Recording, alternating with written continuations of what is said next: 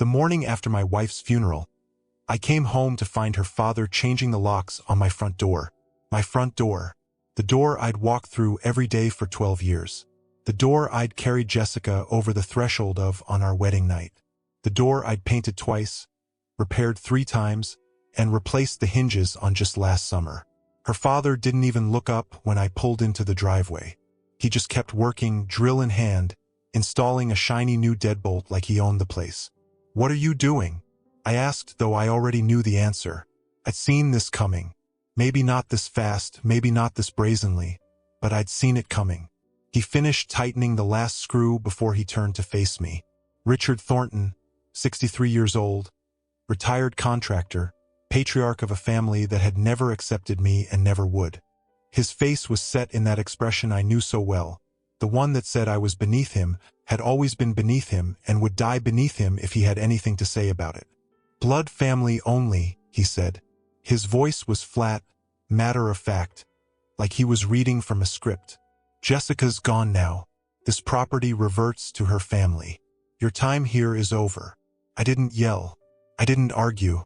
I just stood there in the driveway of my own home, still wearing the black suit I'd worn to bury my wife, and felt something cold settle in my chest. "I see," I said. "I've already called a locksmith for the back door. Margaret's inside packing your things." He gestured toward the house like he was directing traffic. "You can take your clothes, your personal items.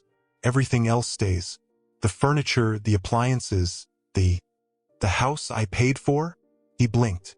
Just once. Then his expression hardened. "Jessica bought this house. With money I earned. Money I saved. Money I gave her because she asked me to, because she wanted the house in her name, because I trusted her." I took a step closer. Every mortgage payment for 12 years. Every repair, every renovation, every property tax bill. I have the receipts. I have the bank statements. I have everything. For just a moment, something flickered in his eyes. Uncertainty, maybe, or fear. Then Margaret appeared in the doorway, my mother-in-law, a woman who'd smiled to my face for 12 years while undermining me to her daughter at every opportunity. She was holding a cardboard box full of my clothes, my shirts and pants jumbled together like garbage. "Richard, is there a problem?" "No problem." He turned back to the lock. "He's just leaving." "Actually," I said, "I'm not." I reached into my jacket pocket and pulled out an envelope. The envelope Jessica had given me 3 weeks before she died, when she'd known the cancer was winning and there was nothing left to do but say goodbye. She'd pressed it into my hands with trembling fingers, made me promise not to open it until after the funeral, told me it would explain everything. I'd opened it that morning, alone in a hotel room because I couldn't bear to be in our house with her memory everywhere I looked. And what I'd found inside had changed everything. "Before you finish with that lock," I said, holding up the envelope, "you might want to read this." Richard snatched it from my hand and pulled out the papers inside. I watched his face as he read, watched the confidence drain away, replaced first by confusion, then by shock, then by something that looked almost like terror. "That's not possible," he said. "She wouldn't have." "She did." Margaret had come down from the porch, the box of my clothes forgotten. "What is it?" "Richard, what does it say?" He didn't answer. He just kept staring at the papers, his hands shaking, his face the color of old ash. I should have seen this coming. 12 years of marriage, 12 years of being treated like an outsider in my own family, 12 years of watching Richard and Margaret poison my wife against me little by little, day by day. I should have known it would end like this, but I'd never imagined Jessica would be the one to save me. That morning started like every morning had for the past 3 weeks. I woke up alone, in a bed that still smelled like her perfume, and spent a few minutes remembering that she was gone before I could convince myself to get up. My name is Michael Reeves, and at 38 years old, I'd just become a widower. Jessica died on a Tuesday. Pancreatic cancer, diagnosed too late, progressed too fast. From the first symptoms to the end was only 4 months. For months of hope and despair, of treatments that didn't work and prayers that weren't answered. For months of watching the woman I loved disappear a little more each day. until finally there was nothing left but an empty hospital bed and a silence that would never end. We'd met 14 years ago at a coffee shop downtown. I was 24, fresh out of college, working my first real job as a financial analyst at a small investment firm. She was 22, finishing her last year of nursing school, stressed about finals and surviving on caffeine and determination. I noticed her hair first, long and dark, the kind of hair that catches the light and holds it. Then her laugh, bright and genuine, cutting through the ambient noise of the coffee shop like music. Then her eyes, when she caught me staring and smiled instead of looking away. "You going to come talk to me?" she said. "Or just keep staring like a creep?" I went and talked to her, and somehow, impossibly, she talked back. We dated for 2 years before I proposed. 2 years of learning each other, of building something real, of falling deeper in love with every passing day. She was everything I'd ever wanted. Smart, funny, kind, beautiful. The kind of woman who made you want to be a better man just by existing. The only problem was her family. Richard and Margaret Thornton had expectations for their daughter. Big expectations. A successful husband from a good family. A house in the right neighborhood. Children, preferably 2, raised with the right values and sent to the right schools. A life that looked impressive from the outside, regardless of what it felt like on the inside. I didn't fit those expectations. My family was working class. My father drove a truck for 32 years, getting up at 4 a.m. every morning without complaint, coming home exhausted every night with just enough energy to ask me about school before falling asleep in his recliner. My mother worked at a grocery store, first as a cashier, then as a shift supervisor, standing on her feet for 8 hours a day with a smile that never wavered no matter how rude the customers got. Neither of them had ever stepped foot in a country club. Neither of them had ever worn clothes that cost more than $50. Neither of them had ever understood why anyone would pay for a membership to something as ridiculous as a social organization, when there were perfectly good parks and community centers that were free. They were good people, the best people I've ever known. They raised me to work hard, treat others with respect, and never apologize for where I came from. When my father died, heart attack, sudden, no warning, he left behind a legacy of honesty and integrity that money couldn't buy. When my mother followed him 6 months later, she left behind a community of people who'd loved her, who showed up at her funeral by the hundreds, who told story after story about her kindness. I was proud of my parents, proud of who they were, what they'd built, how they'd lived. But to Richard and Margaret Thornton, they were nothing, less than nothing. They were evidence that I wasn't good enough for their daughter, that I never would be, that marrying me was the worst decision Jessica could have made. I'd put myself through college on scholarships and loans, working 2 jobs to pay rent, eating ramen noodles for dinner most nights because I couldn't afford anything else. I'd graduated with honors, landed a good job, started building a career through sheer determination and 16-hour days. By the time I met Jessica, I was already on the path to success. Not handed to me by wealthy parents, but earned through blood and sweat and sacrifice. To Richard and Margaret, none of that mattered. What mattered was where I came from, not where I was going. What mattered was my pedigree, not my potential. I was a nobody from nowhere, and no amount of success would ever change that in their eyes. "You could do better," I overheard Margaret telling Jessica once, a few months before our wedding. They were in the kitchen of her parents' house, and I was in the hallway, having come back from the bathroom at exactly the wrong moment. Someone from a better background, someone who understands our world, someone whose family has something. "Michael is a good man," Jessica said. I could hear the tension in her voice, the way she always sounded when she was caught between defending me and not wanting to upset her mother. "He loves me. He works hard. He's going to be successful. Love fades, sweetheart. And hard work doesn't guarantee anything." Margaret's voice dropped to something between a whisper and a hiss. "Family is forever. Background is forever. You need to think about these things, about what kind of life you'll have, about what kind of children you'll raise." "Mom, stop. I'm just saying what everyone's thinking. Your father's friends, our neighbors, everyone at the club. They all see it. They all know you could do better." I stood in that hallway for a long moment, my heart pounding, my fists clenched at my sides. Part of me wanted to storm into the kitchen and confront her. Part of me wanted to call off the wedding right then and there, to save myself from a lifetime of being looked down upon by people who thought accident of birth was the measure of a man's worth. But I didn't do either of those things. I swallowed my pride, smoothed out my expression, and walked back into the kitchen like I hadn't heard a thing. Jessica's eyes met mine, and I saw the apology in them, the shame, the recognition of what I must have overheard. She reached for my hand under the table and squeezed, and I squeezed back, and we shared a moment of silent understanding. We never talked about it. Not that day, not ever. It became one of the many things we didn't discuss, the growing collection of elephants in the room that we carefully stepped around as we built our life together. I should have walked away then, should have recognized the warning signs, should have understood that I was marrying into a family that would never accept me. But I was young and in love and stupid enough to believe that things would get better over time. Stupid enough to think that if I just worked hard enough, proved myself enough, showed them who I really was, they'd eventually come around.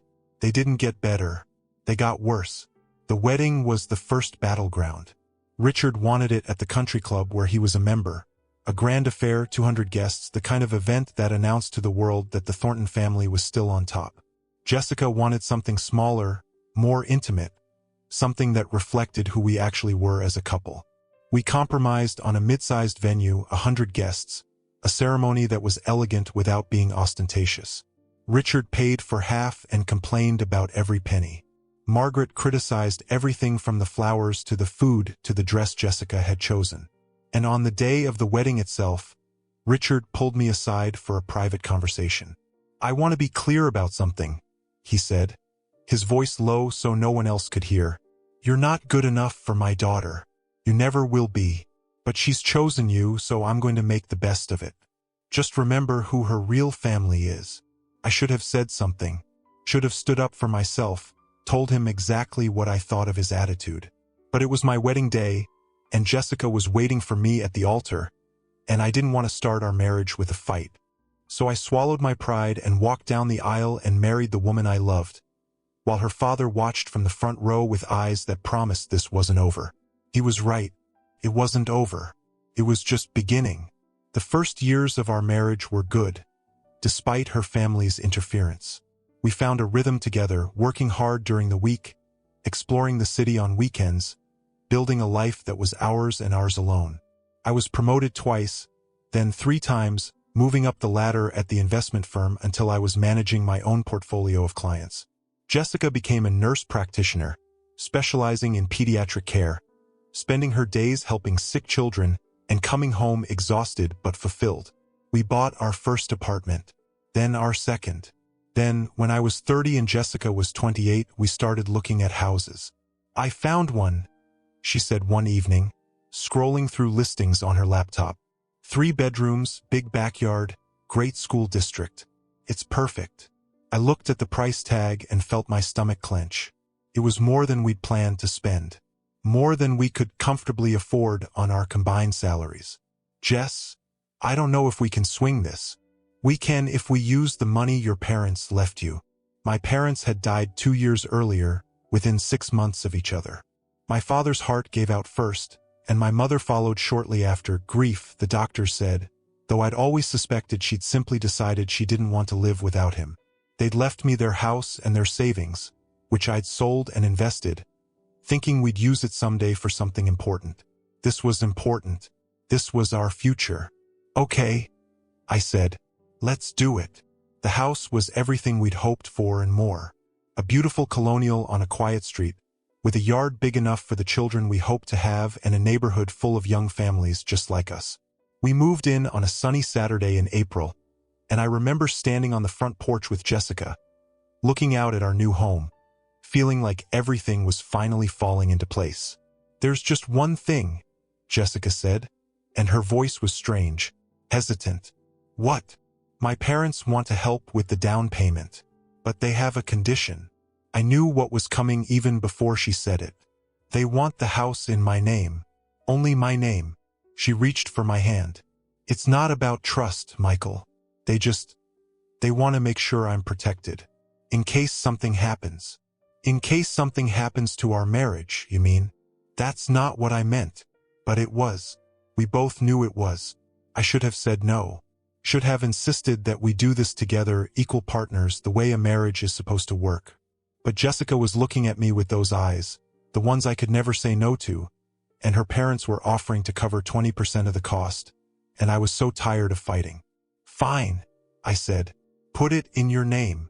It was the biggest mistake I ever made, and I'd spend the next 12 years paying for it.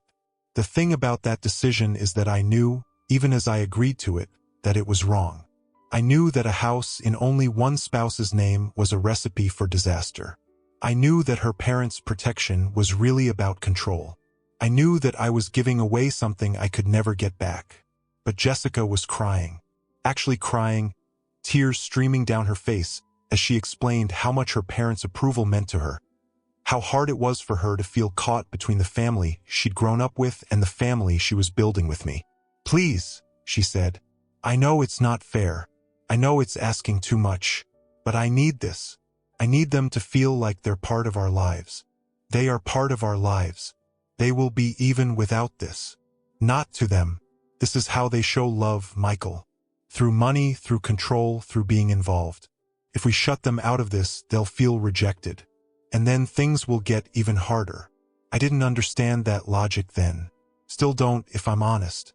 But I understood that Jessica was hurting, that she was torn, that she was doing her best to navigate an impossible situation. And I loved her too much to make things harder. Fine, I said. Put it in your name. She kissed me through her tears. Thank you. Thank you so much. I promise it won't matter. It's just paperwork. The house will still be ours.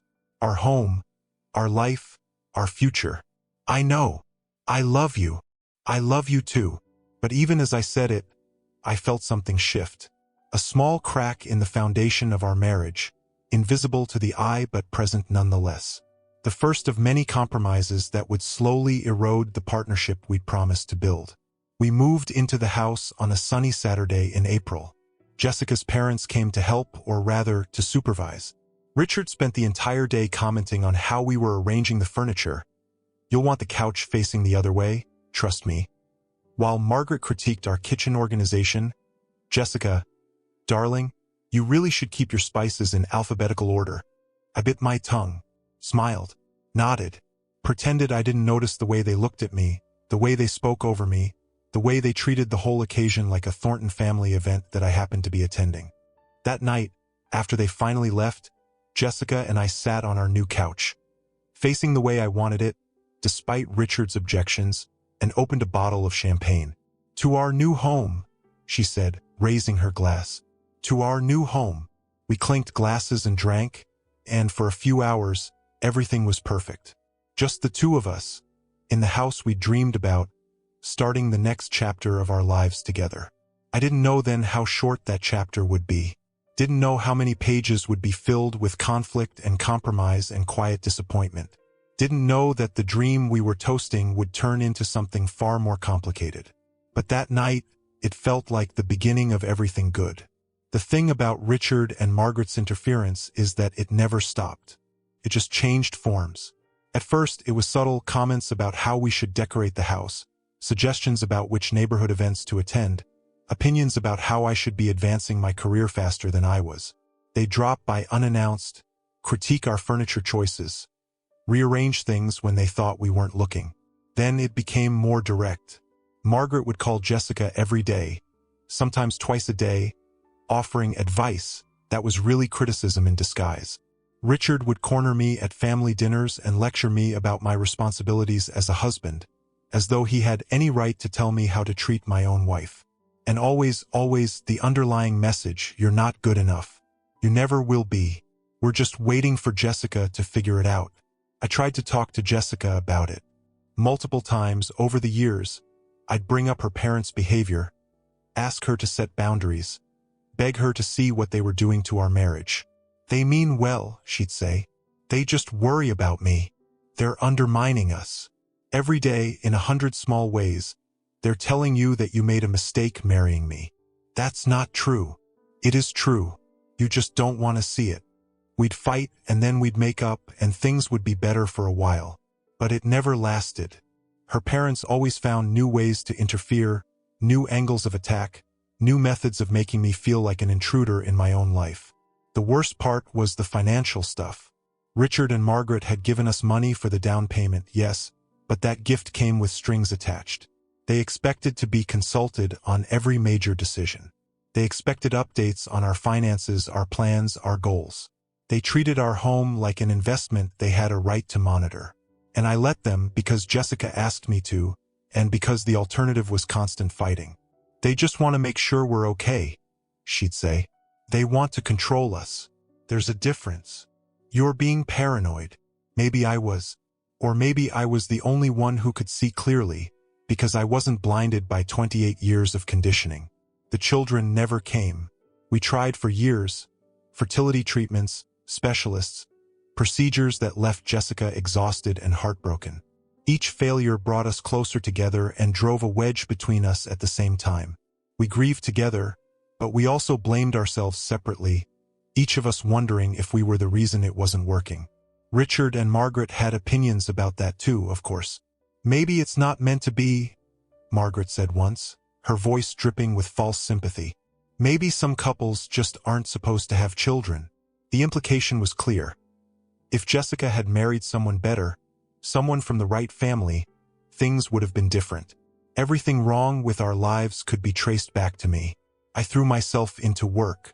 It was easier than being home, where Jessica's sadness filled every room, where her parents' voices echoed through phone calls that went on for hours, where I felt more like a guest than a husband.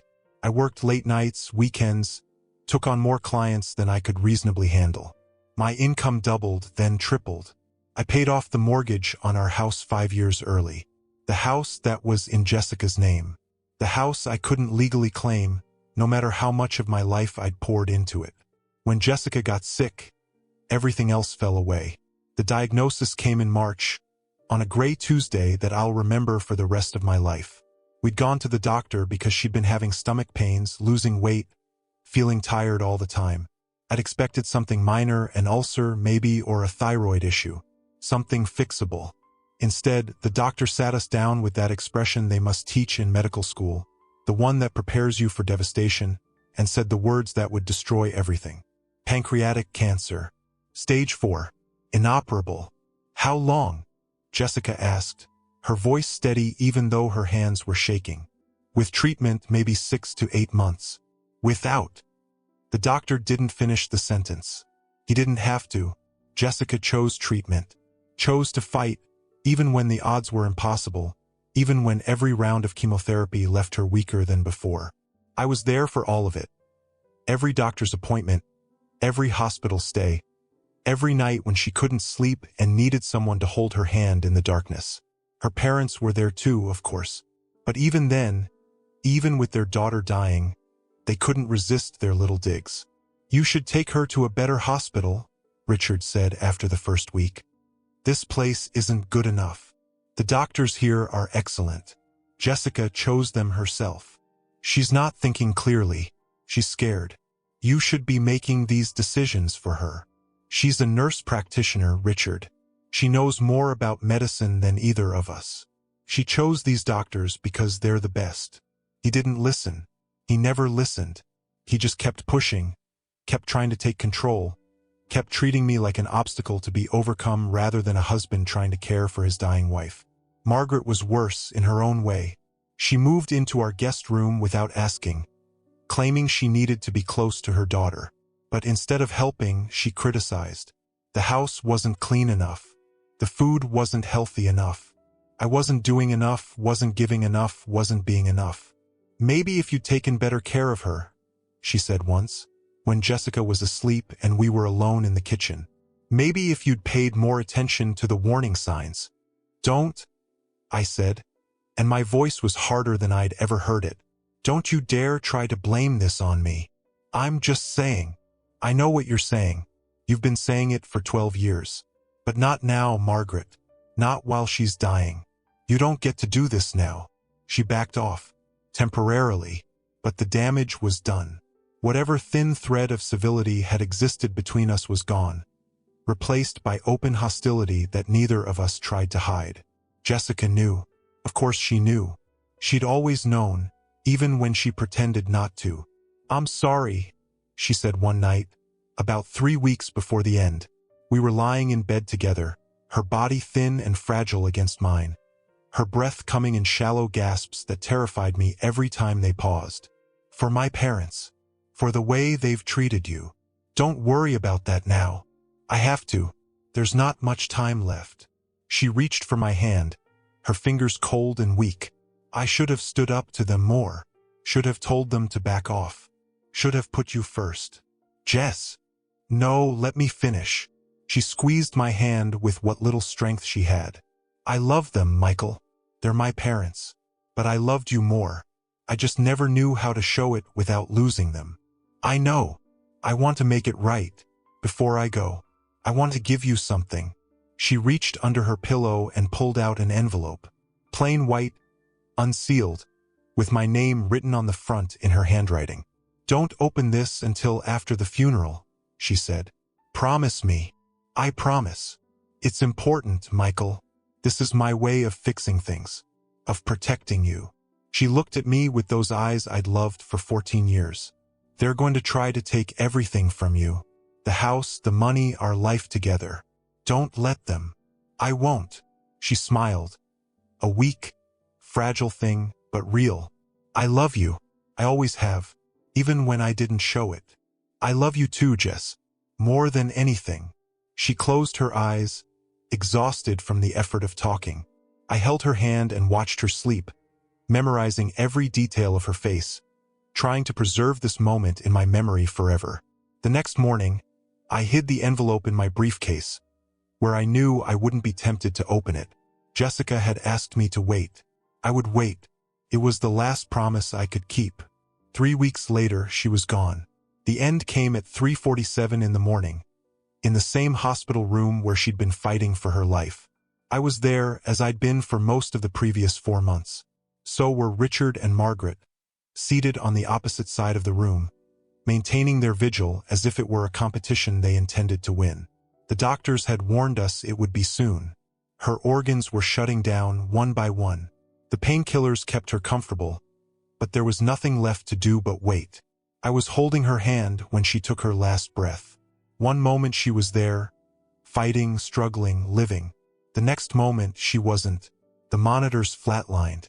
The nurses rushed in, and I sat frozen, unable to move, unable to process the fact that the woman I'd loved for 14 years was gone. Margaret was the first to speak. "She's finally at peace," she said, and there was something in her voice that sounded almost like satisfaction. Richard said nothing. He just stood up, buttoned his jacket, and walked out of the room. I stayed with Jessica's body for another hour, talking to her, even though I knew she couldn't hear me, telling her all the things I should have said while she was alive, apologizing for the arguments we'd had, the time we'd wasted, the years I'd spent working instead of being with her. When I finally left the hospital, the sun was coming up. A new day, the first day of my life without her. I didn't know then that the hardest part was still ahead. The funeral was on a Friday. Cloudy skies, unseasonably cold, the kind of day that feels like the world itself is mourning. 300 people came to pay their respects.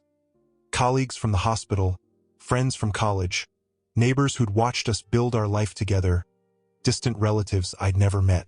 I stood at the front of the church, accepting condolences, shaking hands, saying thank you over and over until the words lost all meaning. Richard and Margaret were beside me, playing the role of grieving parents, dabbing at their eyes with designer handkerchiefs and accepting sympathy like it was their due. No one mentioned that they'd barely spoken to me all week. No one mentioned the argument we'd had the day before, when Richard had tried to take over the funeral arrangements because he didn't trust me to do it right. No one mentioned the Cold War that had been raging under the surface, hidden from public view but visible to anyone who looked closely. After the service, after the burial, after the reception at the country club that Richard had insisted on, I went back to the hotel room I'd been staying in. I couldn't face the house, couldn't face the bedroom where Jessica had taken her last breath, the closet full of clothes she'd never wear again, the bathroom where her toothbrush still sat in the holder next to mine. I sat on the edge of the bed and finally opened the envelope she'd given me. Inside were 3 documents. The first was a letter, handwritten, dated 3 days before she died. "My dearest Michael," it began. "If you're reading this, I'm gone, and I'm so sorry. Sorry for leaving you. Sorry for the years of letting my parents come between us. Sorry for not being the wife you deserved. But I can give you this." The second document is a copy of my will, filed with our lawyer last month. "I've left everything to you, the house, the savings, the investments, everything. My parents will challenge it, but they won't win. I made sure of that." The third document is the reason they won't win. It's a letter from my father to my mother, written 20 years ago. I found it in their attic when I was helping them move some old boxes, and I've kept it ever since, waiting for the right time to use it. My father isn't who he pretends to be, Michael. The money, the status, the perfect family image, it's all built on lies. This letter proves it. And if he tries to take our home from you, if he tries to steal what we built together, you have my permission to destroy him with it. I love you. I always have. And I'm sorry it took me dying to finally stand up for us. Forever yours, Jessica. I read the letter from Richard to Margaret next. And when I finished, I understood everything. 20 years ago, Richard Thornton had embezzled $2 million from the construction company where he worked. He'd covered his tracks carefully, blamed the losses on a junior employee who went to prison for a crime he didn't commit, and used the stolen money to build the lifestyle he'd always wanted. The letter was a confession. Not intended to be one, just Richard bragging to Margaret about how clever he'd been, how easily he'd fooled everyone, how they'd finally have the life they deserved. Jessica had found this letter, had kept it secret for years, had never told me, never used it, just held on to it like a trump card, waiting for the moment when it would matter most. And now that moment had come. The morning after the funeral, I drove to the house I'd shared with Jessica for 12 years. I'd expected to find it empty, dark, waiting for me to return. Instead, I found Richard on my front porch, changing the locks. I parked in the driveway and got out of the car. My body was exhausted. I hadn't slept in days, but my mind was sharp, focused, ready. "What are you doing?" I asked. Richard didn't look up. "Blood family only. Jessica's gone now. This property reverts to her family. Your time here is over." The property is in Jessica's name. Exactly. And Jessica was a Thornton. This house belongs to the Thornton family now. That's not how inheritance works. It's how it works in our family. He finished with the lock and finally turned to face me. "I've already spoken to our lawyer. As Jessica's next of kin, Margaret and I have the right to contest any claims you might make on the estate. And we will contest them, Michael. Every single one. Even if she left a will, wills can be challenged, especially when there's evidence of undue influence." He smiled, that cold, superior smile I'd hated for 12 years. "You were her caretaker in her final months. You had access to her finances, her legal documents, her state of mind. It won't be hard to convince a judge that you manipulated a dying woman into signing away her family's inheritance. Is that what you think happened? That's what I know happened. Jessica would never have cut us out. She loved us. She loved you so much that she gave me this." I held up the envelope. "She knew exactly what you'd do, Richard. She knew you'd try to take everything. So she gave me the weapons to stop you." His confidence flickered. "What is that?" "Her will. Properly witnessed, properly filed, leaving everything to me. The house, the savings, the investments, all of it." I paused, letting the words sink in. "But that's not the interesting part. The interesting part is the other document she left me. The one that explains why you've been so desperate to keep me in my place all these years." "I don't know what you're talking about." "Don't you?"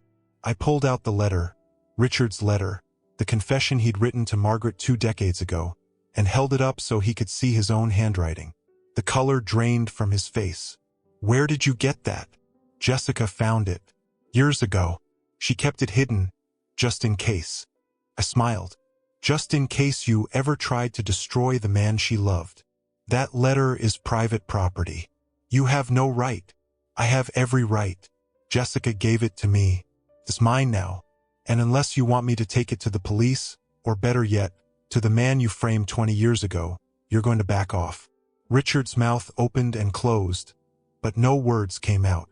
Behind him, the front door opened and Margaret appeared, holding a box of my clothes. "Richard, is there a problem?" "No problem," I said. "Your husband was just leaving. Weren't you, Richard?" He stared at me for a long moment. I could see the calculation happening behind his eyes, the weighing of options, the assessment of risks.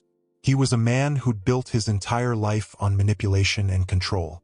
But for the first time, he was facing someone who couldn't be manipulated. "This isn't over," he said finally. "Yes, it is." I stepped past him and took the box from Margaret's hands. "This is my house, my home, mine and Jessica's. And you're not welcome here anymore. You can't do this." "I can. I am. Now get off my property before I call the police." They left. Not gracefully, not quietly, but they left. Richard threw his tools into his truck with enough force to dent the metal. Margaret screamed obscenities at me from the passenger window as they pulled away. But they left. I went inside and closed the door behind me. The house was a mess. They'd been there for hours before I arrived, packing up my things, going through drawers, touching everything Jessica and I had built together. Clothes were scattered on the bedroom floor.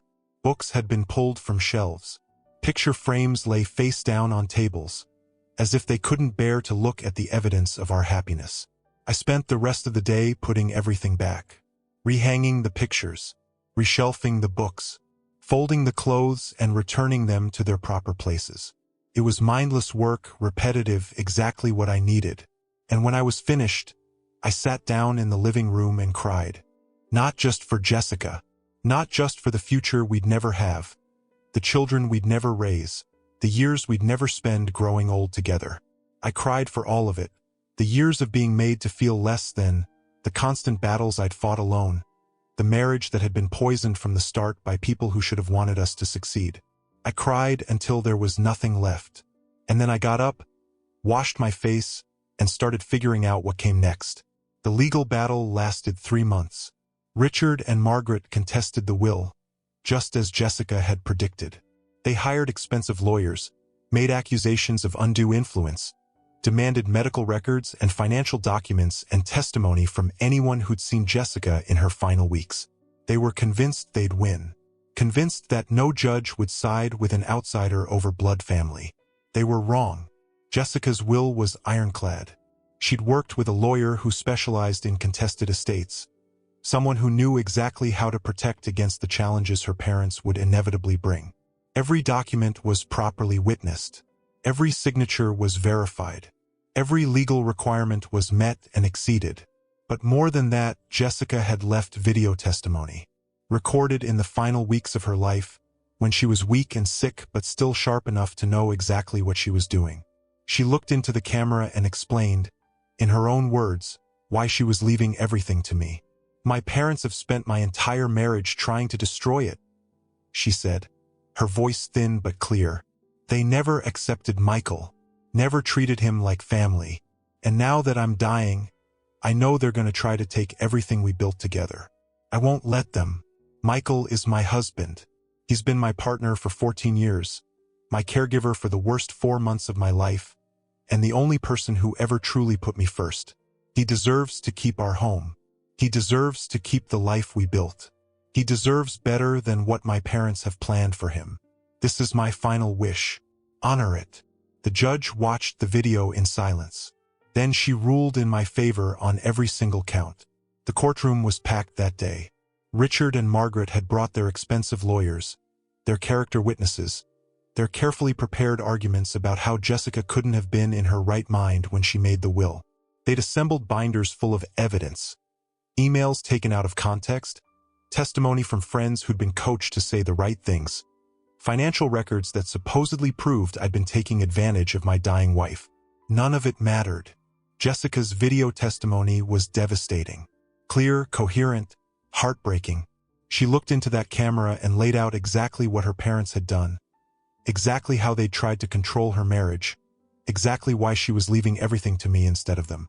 She documented years of interference, of manipulation, of attempts to undermine our relationship at every turn. "I love my parents," she said in the video, her voice thin but steady. "But I love my husband more. And I know what they're going to try to do after I'm gone. I know they're going to claim the house, claim the savings, claim everything we built together. I'm making this video so there can be no doubt about my wishes.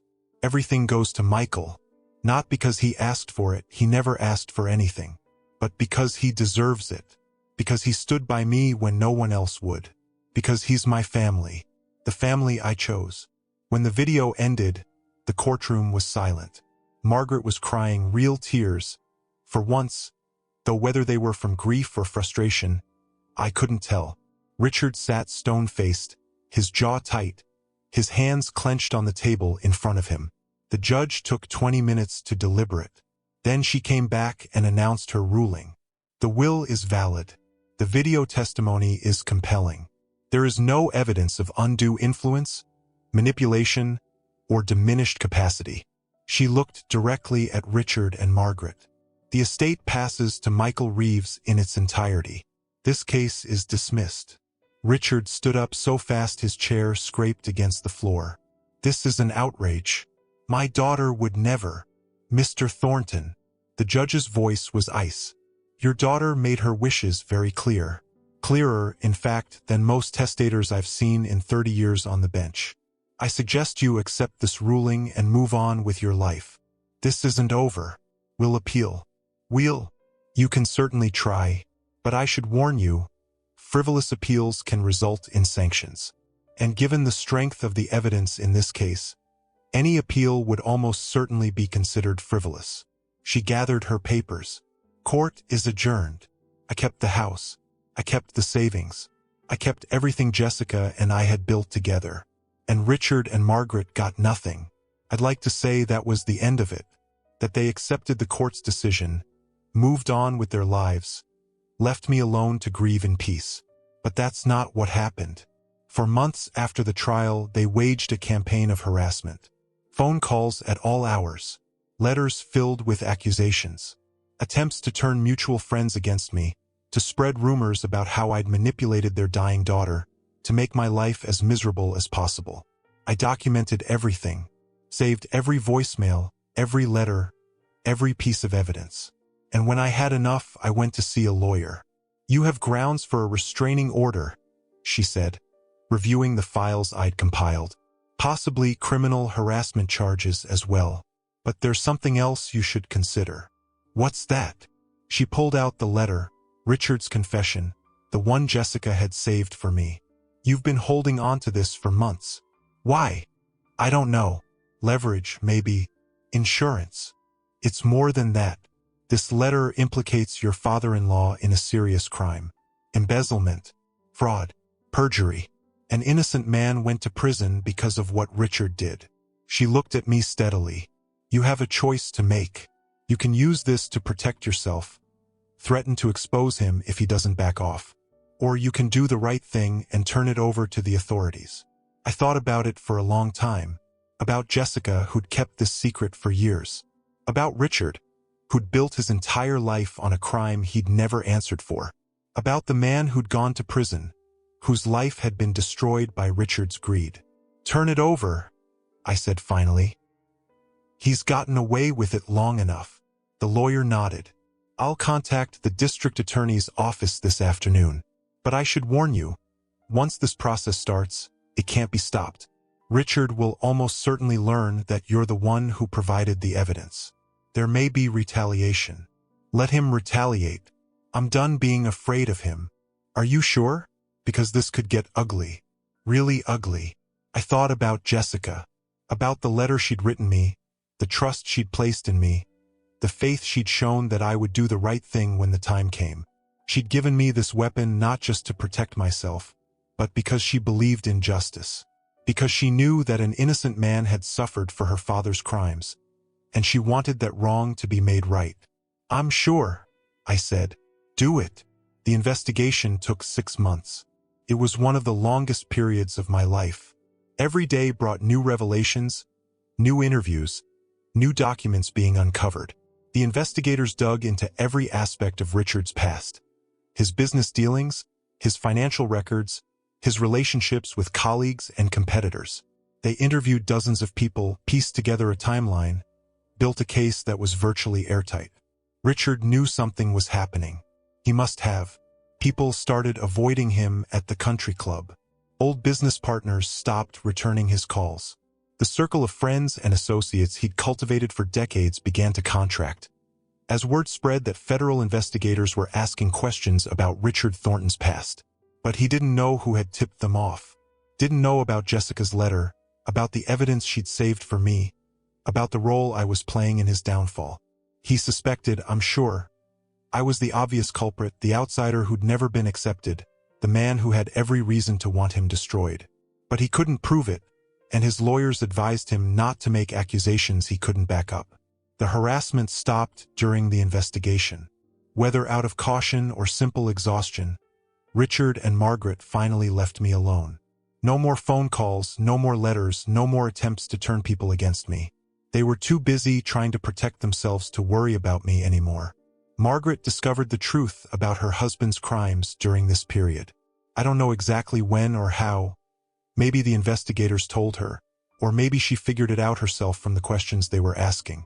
But at some point, she realized that the life she'd been living for 40 years was built on fraud and theft.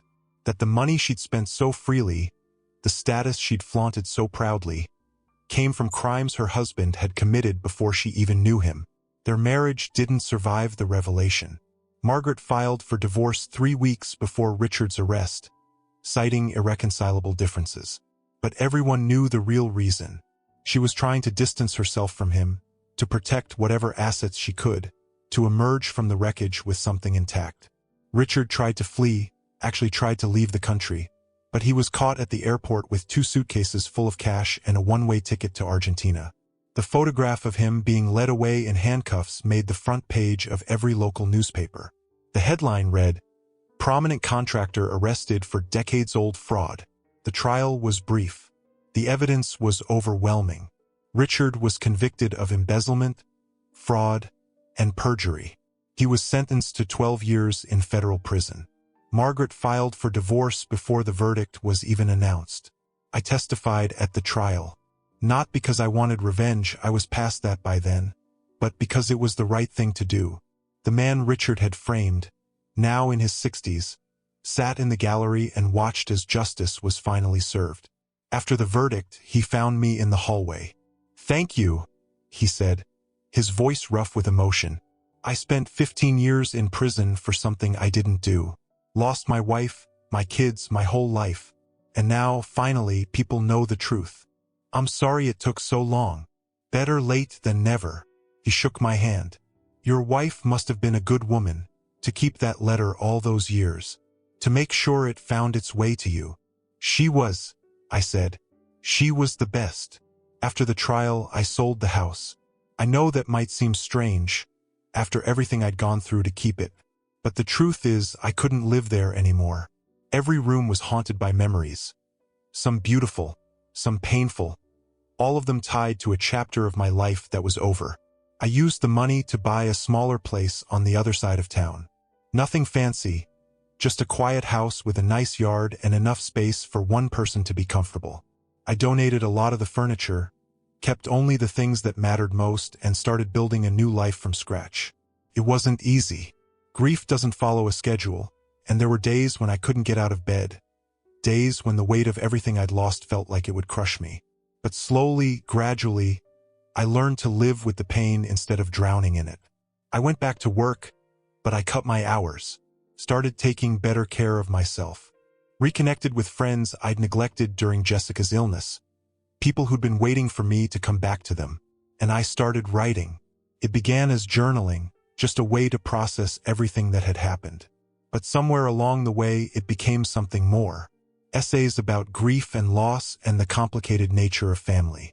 Stories about people who'd been through similar things, who'd survived similar betrayals. I published the first essay online, anonymously, expecting nothing. It went viral. Then another and another. People reached out from all over the world, sharing their own stories, telling me that my words had helped them feel less alone. A publisher contacted me about a book. Then a second publisher. Then a movie producer who wanted to option the rights to my story. I said yes to the book, no to the movie. Some things are too personal to see acted out on a screen. 2 years after Jessica's death, I got an unexpected visitor. I was in the garden. I'd learned to love gardening, something I never thought I'd care about, when a car pulled up in front of my house. A woman got out, mid-30s, professionally dressed, with something familiar in the set of her jaw. "Michael Reeves?" she asked. "That's me. My name is Sarah Thornton. Richard is my father." I set down my trowel and stood up slowly. I didn't know Richard had another daughter. Most people don't. He and my mother split up before I was born. He wasn't exactly enthusiastic about having a second family. She smiled tightly. I grew up hearing stories about him, though. The successful businessman, the devoted family man, the pillar of the community. Those stories weren't accurate. I know that now. She took a deep breath. I came to apologize for everything my father put you through, for the way he treated you and Jessica, for all of it. You don't have anything to apologize for. You weren't involved. No, but I benefited from his crimes. Growing up, I never understood why we had nice things, why my mother never had to work, why there was always enough money. Now I know it's because my father stole it. Stole it and let an innocent man go to prison for it. What happened to your mother? She's struggling. The divorce settlement was based on assets that turned out to be proceeds of fraud. She's had to give most of it back. Sarah shrugged. It's not easy, but it's fair. And you? I'm building my own life, on my own terms, without his money or his name. She met my eyes. That's actually why I'm here. I've been following your writing. The essays, the book deal. I work at a nonprofit that helps victims of financial fraud. People like the man my father framed. I was wondering if you'd be interested in partnering with us. I thought about it. About Jessica, who'd spent years holding onto a secret that could have destroyed her father, waiting for the right moment to use it. About the man who'd lost everything because of Richard's greed. About all the people out there still suffering from similar crimes, still waiting for justice. Yes, I said. I'd be interested. We spent the next hour talking about the nonprofit, about the work they did, about how I might be able to help. Sarah explained that they provided legal assistance to victims of financial fraud, helped them navigate the complex process of recovering stolen assets, offered counseling and support to people whose lives had been destroyed by crimes like her father's. Most people don't understand how devastating financial fraud can be, she said. It's not just about money. It's about trust. These victims trusted someone, a family member, a business partner, a financial advisor, and that trust was betrayed. They lose their savings, their homes, their retirement funds.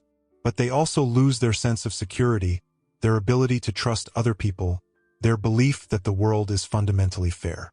I understand that better than you might think. I know you do. That's why I reached out. She paused. Your essays, your writing, you capture something that most people miss. The emotional devastation of betrayal. The way it changes you, shapes you, forces you to rebuild yourself from scratch. I think that perspective could really help our clients. How would it work? We'd love for you to write about some of our cases. Not identifying information, of course, we'd protect our clients' privacy. But their stories, their struggles, their journeys toward justice. We'd also like you to speak at some of our events to help raise awareness about financial fraud and its impact on victims. And you'd be okay with that? Given who my father-in-law is. Sarah laughed. Michael, my father is in prison for fraud. I've spent the last 2 years trying to distance myself from his legacy. If anyone understands the need to be judged on your own merits rather than your family history, it's me. Fair point. Besides, I think there's something poetic about it. Richard spent his whole life looking down on people like you, like the man he framed, like anyone he considered beneath him. And now his own daughter-in-law's widower and his own daughter are working together to help his victims. It's the kind of justice he'd hate most. The kind where good comes out of his evil. Exactly. I agreed to start with a small project, writing about one case, speaking at one event, seeing how it felt. But I already knew, even as we shook hands in my garden, that this would become something bigger, something that mattered. Over the next 2 years, I became increasingly involved with Sarah's nonprofit. I wrote about case after case. Elderly people scammed out of their life savings, small business owners betrayed by trusted partners, families destroyed by Ponzi schemes and investment fraud. Each story was heartbreaking. Each story reminded me of my own experience with Richard, and each story reinforced my commitment to helping these victims find justice. The speaking engagements grew from occasional appearances to regular events. I'd stand in front of audiences, sometimes dozens of people, sometimes hundreds, and talk about what it means to be betrayed by family, how to recognize the warning signs, how to protect yourself legally and financially, how to rebuild when everything you trusted turns out to be a lie. People connected with my story. They'd come up to me after events, tears in their eyes, to tell me about their own experiences. A woman whose brother had stolen her inheritance. A man whose business partner had embezzled from their company. A couple whose financial advisor had gambled away their retirement. So many stories, so much pain, so much need for someone who understood. My book was published 18 months after I started working with the nonprofit. It became a bestseller almost immediately, not because of any particular literary merit, but because it filled a void. People needed to read about someone who'd survived betrayal and come out the other side. They needed hope that their own stories could end with justice rather than defeat. The book led to more speaking engagements, more media appearances, more opportunities to advocate for fraud victims. I found myself becoming a public figure, someone whose opinion was sought on financial crime, estate planning, and the complex dynamics of family betrayal. It wasn't the career I'd planned. Wasn't the life I'd imagined when I was a young financial analyst falling in love with a nursing student at a coffee shop. But it was meaningful. It was purposeful. It was mine.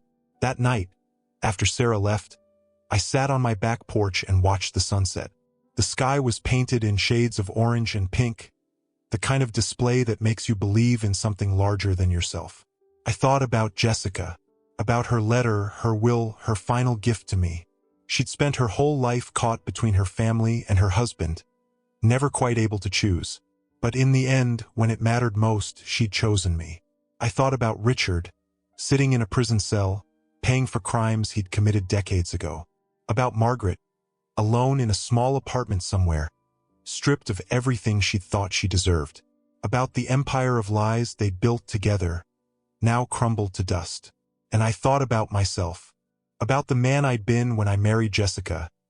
Young, hopeful, naive enough to think love could conquer anything.